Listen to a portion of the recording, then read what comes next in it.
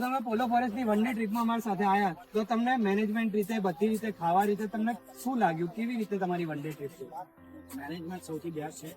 Organiser સાથે વાત કરી તો દરેક વસ્તુ રીતે સપોર્ટ કરે છે, દરેક રીતે સારી રીતે ટ્રીટ કરાવે છે. એનો ફૂડ છે, જે બી ડેટિંગ કરાવે છે, કે જે બી સપોર્ટિંગ સ્ટાફ છે, સૌથી બેસ્ટ છે અત્યાર સુધી એવર મારો જે બી એક્સપિરિયન્સ સૌથી બેસ્ટ આ સુધીનો આ છે.